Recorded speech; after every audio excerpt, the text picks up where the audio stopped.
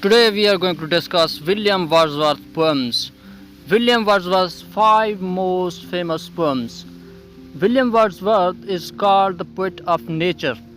William Wordsworth remains one of the most popular romantic poets along with Samuel Taylor Coleridge.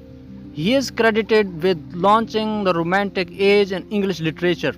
Here are five of his most famous poems published over a period of more than 50 years.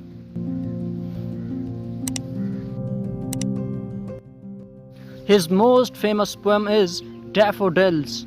I wandered lonely as a cloud, commonly known as Daffodils, is one of the most famous poems in the English language and is considered a classic of English romantic poetry. Wordsworth was inspired to write a poem on encountering a long belt of daffodils while taking a walk with his sister Dorothy in April 1802. Daffodils simply tells about the poet discovering a field of beautiful flowers while wandering. For often when my couch I lie, in vacant or in pensive mood, they flash upon that inward eye, which is the bliss of solitude, and then my heart with pleasure fills and dances with the daffodils. His second most famous poem is Tintern Abbey. Lines written a few miles above Tintern Abbey, which is usually referred to simply as Tintern Abbey, is one of the best known poems of Wordsworth. It contains elements of the ode, the dramatic monologue, and the conversation in the poem.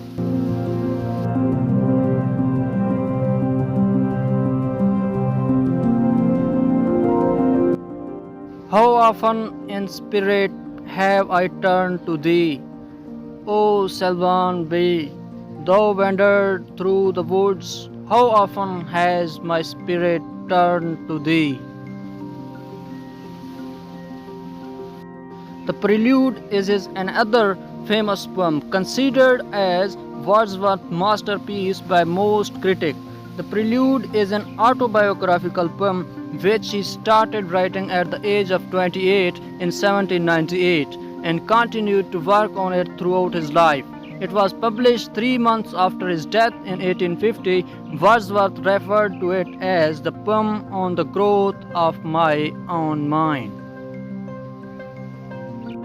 Oh, there is blessing in this gentle breeze, a visitant that, while it fans my cheek, doth seem half conscious of the joy it brings from the green fields and from yon azure sky. Intimation of immortality. In Intimation of Immortality, the narrator realizes that his divine relationship with nature has been lost. It is based on the belief that soul existed before body, allowing children to connect with the divine in nature. As a child grows, he loses this divine vision. However, recollections from the early childhood allows the narrator intimation of immortality. The poem is ranked among the best by Wordsworth and is referred to as the Great Ode.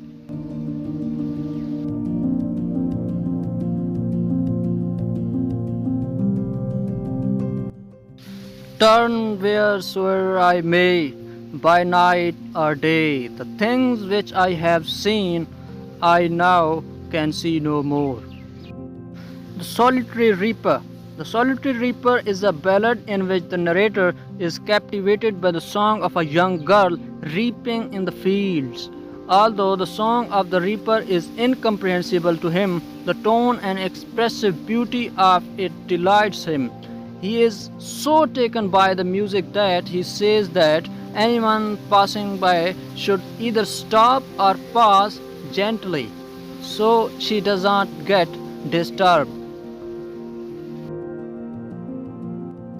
I listen motionless and still, and as I mount up the hill, the music in my heart I bore, long after it was heard no more.